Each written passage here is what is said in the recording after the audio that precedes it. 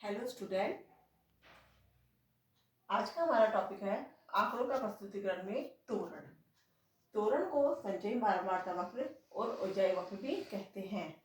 ये दो प्रकार का होता है, से कम और से अधिक। तो से कम संचयी बारंबारता वक्र और से अधिक संचयी बारंबारता वक्र।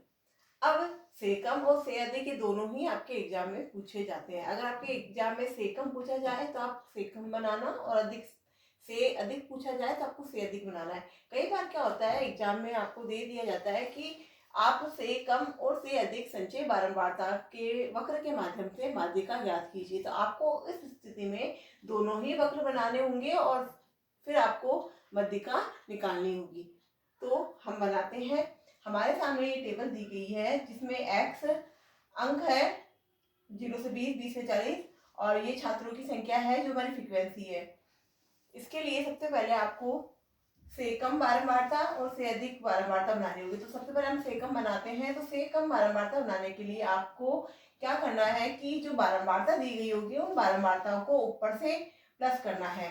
तो जैसे 6 है तो 6 का 6 रहने दिया, 6 है 6 में 5 को ऐड किया तो 11 आ गए। अब 11 आ गए तो आप 11 में 33 ऐड कर दीजिए तो 44 आ जाएंगे। अब 44 में आप 14 ऐड कर दीजिए तो 58 आ जाएंगे। फिर 58 में 6 ऐड कर दीजिए तो 64 आ जाएंगे। तो इस तरीके से जब हम ऊपर से प्लस करते जाएंगे तो हमें संचयी बारंबारता जो सेकम वाली है वो प्राप्त होगी। अब संचयी बारंबारता जो सेकम वाली है उस सेकम बारंबारता को हम वर्ग अंतरालों की ऊपरी सीमा पर बनाएंगे। तो जो वर्ग अंतरालों की जो ऊपरी सीमा है वो ये होती है 20, 40, 60, 80, 100। जो ये सीमा दी गई है ये वर्ग अंतरालों की ऊपरी सीमा है। इस ऊपरी सीमा पर से कम संचयी बारंबारता को बनाया जाता है। तो किस तरीके से बनाना है इसे देखिए। सबसे पहले आपको 20 लेना है क्योंकि हमें ऊपरी बारंबारता लेनी है, ऊपरी जो वर्ग सीमा लेनी है। तो ऊपरी वर्ग सीमा, इन दोनों की ऊपरी वर्ग सीमा कौन सी है? ये निम्न वर्ग सीमा है और ये ऊपरी वर्ग सीमा है। तो हमें 20 पे इसको बनाना है। तो 20 पे हमें लेना है 6 को। तो ये 20 हो गई। यहाँ पे 20 को हाँ ये 5 के थोड़ा ऊपर हमें 6 के यहाँ पे एक बिंदु लगा देना है और 6 को लेना है। ये देखिए, ठीक है। इसके बाद में इसकी ऊपरी बारंबारता, ऊपरी वर्ग सीमा कौन सी है? 40। तो 40 की जो बारंबारता है वो है 11। तो 40 के यहाँ हमें 11 पे मतलब 10 के थोड़ा ऊपर एक पॉइंट लगा देना है।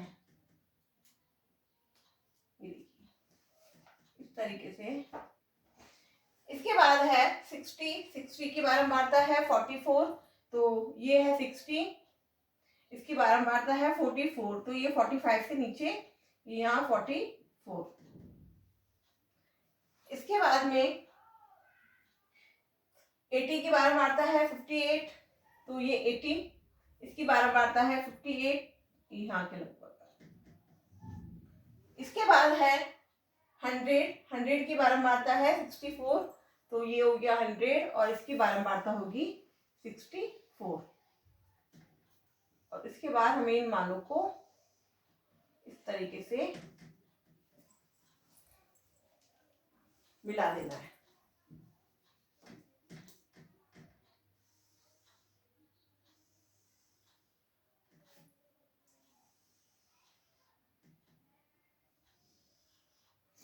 और जो ये बचता है इसको भी हमें यहाँ 0 के यहाँ मिला देना है। और इस तरीके से हमें से कम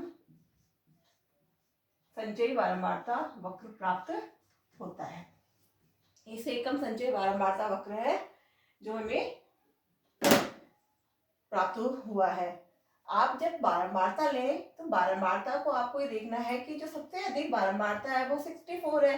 तो आपको ऐसे 64 है तो हमें इससे कुछ अधिक बारंबारता लेनी है जो हमारे, जिससे हमारा जो वक्र है वो अच्छे से बन जाए। तो मैंने यहाँ 65 ली है और 5 का गैप रखा है। तो आपने ये देखा होगा कि जब बारंबारता वक्र में जो हमारा ग्राफ पेपर होता है, आपको उसको ग्राफ पेपर पे बनाना है तो ग्राफ पेपर में 10 लाइनें होती है, ठीक है ना। तो अगर हमारे यहाँ पे 0 से 10 का है, 0 से 10 लेते हैं हम, तब तो कोई प्रॉब्लम नहीं आएगी क्योंकि बीच में हो गया 5।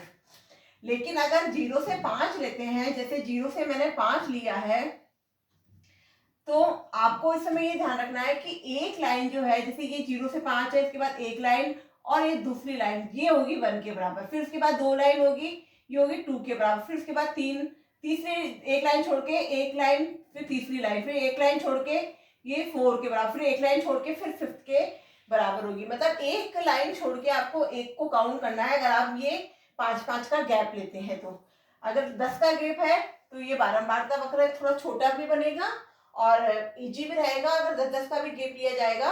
लेकिन इस समय मैंने यहाँ पे 5 का लिया है, तो आपको ये ध्यान रखना है कि 5 की जब हम गैप ले रहे हैं, 5 का इकाई मान रहे हैं छात्रों की संख्या में, तो आपको एक लाइन छोड़कर एक लाइन को काउंट करना है, नहीं तो ये डायग्राम गलत हो सकता है। इसके बाद हम बनाते हैं से अधिक संचयी बारंबारता। कैसे बनाई जाती है? तो से अधिक संचयी बारंबारता के लिए हमें वर्ग अंतरालों की निम्न सीमा पर बनाई जाती है। तो वर्ग अंतरालों की निम्न सीमा है ये, तो हम इस को लेते हुए से अधिक संचयी बारंबारता बनाएंगे। तो सबसे पहले से अधिक संचयी बारंबारता के लिए बारंबारता कैसे बनाई जाती है? तो हमने जब से कम ऊपर से बनाई तो से अधिक को नीचे से बनाया जाता है। तो हम देखेंगे बारंबारता में 6 का 6 में 14 ऐड किया, 20 में 33 ऐड किया, 53 में 5 ऐड किया, 58 में 6 ऐड किया, 64। तो नीचे से चलकर हम से अधिक संचयी बारंबारता बनाते हैं। अब इसको वर्ग अंतरालों की निम्न सीमा पर बनाया जाता है। तो 0 लेंगे, तो सबसे पहले 0 लेंगे, 0 पे बनाएंगे यहाँ के लगभग 64। इसके बाद में 20 है, 20 पे बनाएंगे 50, तो ये 20 हो गया। इस पे बना देंगे हम 58, थोड़ा यहाँ। इसके बाद है 40 पे बनाएंगे 53, तो ये हो गया 40 और इसके यहाँ 53 बना देंगे हम। इसके बाद है 60 पे बनाएंगे 20, तो ये आ गया 60 और 60 पे बनाते हैं हम ये यहाँ के लगभग 20 यहाँ के लगभग। इसके बाद है 80 पे बनाते हैं 6, तो ये हो गया 80 और इस पे बना दिया हमने ये 6। इसके बाद इन्हें भी मिला दिया जाता है और मिलाकर हम पॉइंट से पॉइंट मिलाइए,